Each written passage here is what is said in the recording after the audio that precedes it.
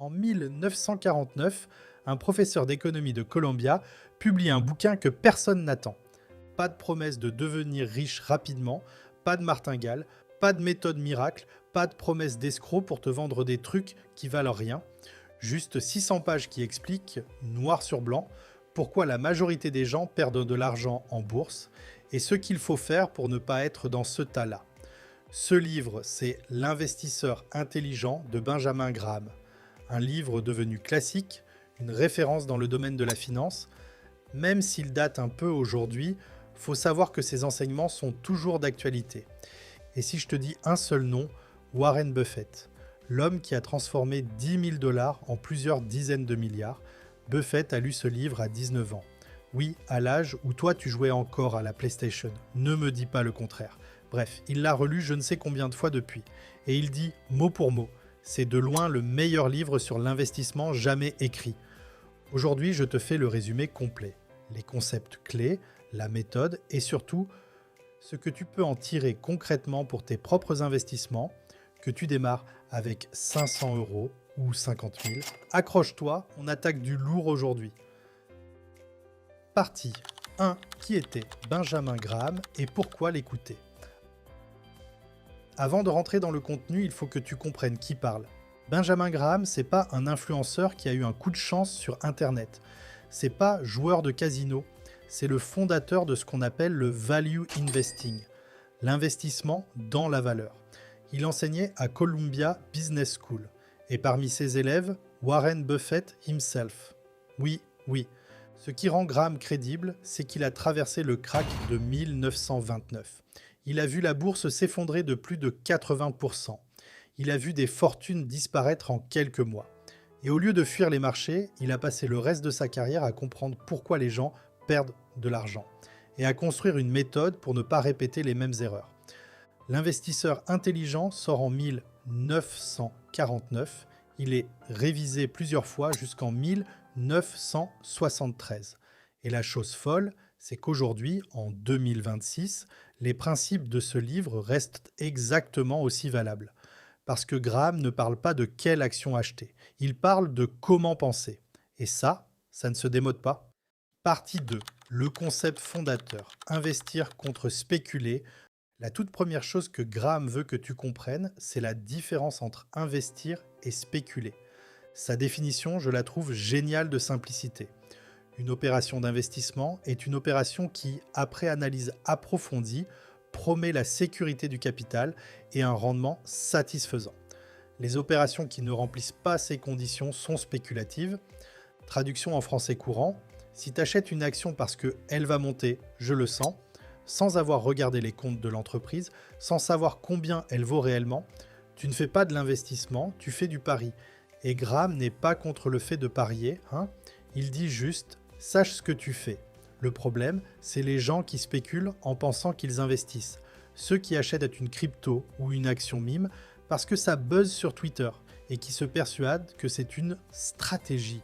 C'est pas parce que tu suis 3 gourous autoproclamés de la finance hurler les réseaux que tu vas trouver la bonne stratégie. Ça, tu peux en être sûr. Ce distinguo, il est fondamental parce que tout le reste du livre en découle. Si tu veux investir, vraiment investir, tu dois analyser avant d'agir, pas après. C'est vraiment important que tu comprennes ça. Partie 3, Mister Market. La métaphore qui change tout. Voici probablement le passage le plus cité de tout le livre. Graham invente un personnage, Monsieur Market. Je ne t'apprends rien si je te dis que market signifie marché en français.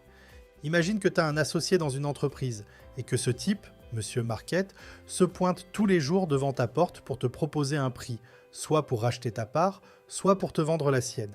Le problème, c'est que Monsieur Market est bipolaire. Certains jours, il est euphorique, il voit l'avenir en rose et il te propose un prix complètement délirant, bien au-dessus de la valeur réelle de l'entreprise. D'autres jours, il est déprimé, il voit tout en noir et il est prêt à te vendre sa part pour 3 fois rien.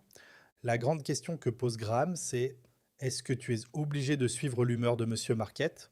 La réponse, c'est non, absolument pas. Tu peux l'ignorer complètement la plupart du temps et surtout, c'est là que ça devient intéressant, tu peux profiter de sa bipolarité. Quand il est déprimé et qu'il brade ses parts, tu achètes. Quand il est euphorique et qu'il paie n'importe quel prix, tu vends ou en tout cas tu n'achètes pas. Le marché boursier, c'est exactement ça. Il n'est pas rationnel au jour le jour. Il est gouverné par la peur et l'avidité. Et l'investisseur intelligent, selon Graham, c'est celui qui ne se laisse pas contaminer par les émotions de Monsieur Market. C'est celui qui utilise la volatilité du marché à son avantage au lieu de la subir. Franchement, si tu retiens une seule idée de cette vidéo, que ce soit celle-là, le marché n'a pas toujours raison, le prix d'une action à un instant T, c'est pas forcément sa valeur réelle. Partie 4, la marge de sécurité. Deuxième concept fondamental, et c'est peut-être le plus important de toute la finance de valeur, la marge de sécurité. L'idée, elle est simple à comprendre, mais difficile à appliquer avec rigueur. Tu n'achètes jamais une action à sa valeur estimée. Tu l'achètes avec une décote, une marge, un coussin de sécurité. Pourquoi? Parce que tu auras toujours tort, au moins un peu, dans ton estimation de la valeur d'une entreprise. Personne n'a une boule de cristal. Les prévisions se plantent, les imprévus arrivent. Une marge de sécurité, c'est ce qui te protège de tes propres erreurs d'analyse. Prenons un exemple concret. Tu estimes qu'une entreprise vaut 100 € par action sur la base de ses bénéfices, de ses actifs, de sa position sur son marché. Est-ce que tu l'achètes à 100? Non. Tu attends qu'elle soit à 65, 70 €. Cette différence entre le prix payé et la valeur estimée, c'est ta marge de sécurité. Si tu t'es trompé dans ton estimation et tu te trompes toujours un peu, cette marge absorbe l'erreur. Elle te protège de la casse. C'est exactement l'inverse de ce que font 90% des investisseurs particuliers aujourd'hui, qui achètent des actions à des multiples de valorisation délirants parce que l'entreprise est géniale. Une entreprise géniale achetée trop cher reste un mauvais investissement. Graham répète ça constamment. Le prix que tu paies détermine ton rendement, pas la qualité de l'entreprise seule. Partie 5. Investisseur défensif n'est pas l'investisseur entreprenant. Graham fait une distinction que je trouve super pertinente encore aujourd'hui entre deux profils d'investisseurs. L'investisseur défensif, c'est toi si t'as pas envie de passer tes soirées à analyser des bilans comptables. C'est la majorité des gens et c'est totalement légitime. Pour ce profil, Graham recommande une approche simple, diversification large, entreprise de qualité, grande capitalisation avec un historique solide et une répartition entre actions et obligations qu'on ajuste selon son âge et sa tolérance au risque. Concrètement, aujourd'hui, ça se traduirait par des ETF diversifiés, sur des indices larges, avec une discipline d'investissement régulier, plutôt que du market timing. Tu investis, tu ignores le bruit, tu laisses le temps faire le travail. L'investisseur entreprenant, c'est celui qui est prêt à mettre du temps et de l'énergie dans l'analyse. Là, Graham ouvre la porte à la sélection de titres individuels, à la recherche de décotes, d'opportunités que le marché a mal évaluées. Mais attention, et c'est un point qu'il martèle, être entreprenant ne veut pas dire prendre plus de risques inconsidérés, ça veut dire faire plus de travail pour, in fine, prendre moins de risques qu'un spéculateur non informé. Le message de Graham est clair, sois honnête sur le temps que tu es prêt à investir. Si t'as pas le temps ou l'envie d'analyser des entreprises en profondeur, ne joue pas au stock picker le dimanche soir sur la base d'un post Reddit. Assume le profil défensif, il n'a rien de honteux, et c'est statistiquement plus performant que la majorité des tentatives de gestion active mal informées. Partie 6. Le plus grand ennemi de l'investisseur, c'est lui-même. Graham a compris, bien avant que la finance comportementale devienne une discipline académique à part entière, que les plus grosses pertes des investisseurs ne viennent pas du marché. Elles viennent de leurs propres décisions émotionnelles.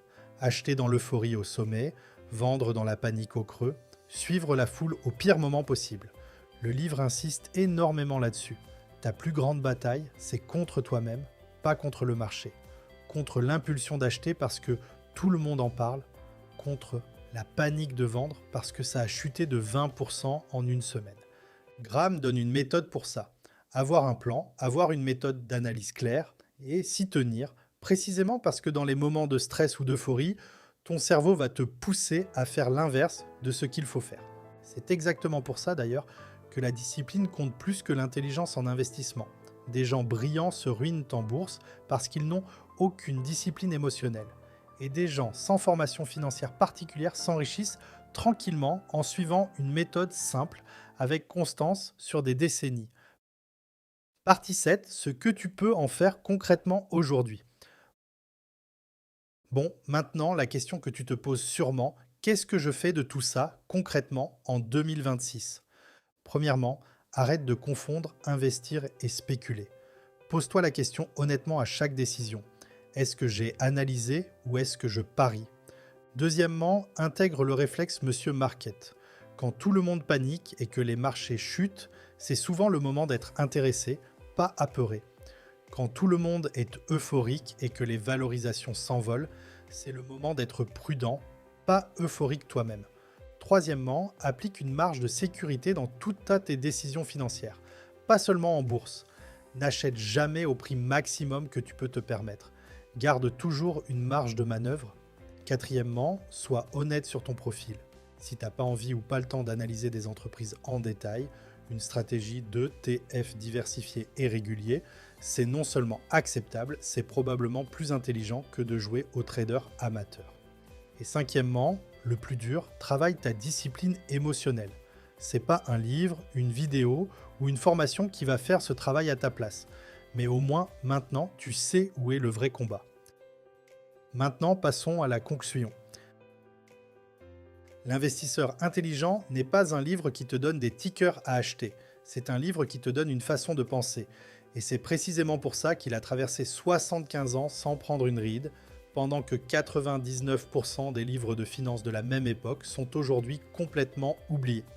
Si cette vidéo t'a apporté de la valeur, le like et l'abonnement, ça m'aide énormément à faire vivre la chaîne et à continuer de vulgariser ce genre de contenu. Et si tu veux aller plus loin sur la construction concrète de ton patrimoine, pas juste la théorie, mais les outils, les plateformes, les stratégies fiscales françaises, j'ai plein d'autres vidéos et d'articles sur le blog qui vont t'intéresser. Le lien est en description. Sur ce, prends soin de ton argent. On se retrouve dans la prochaine vidéo.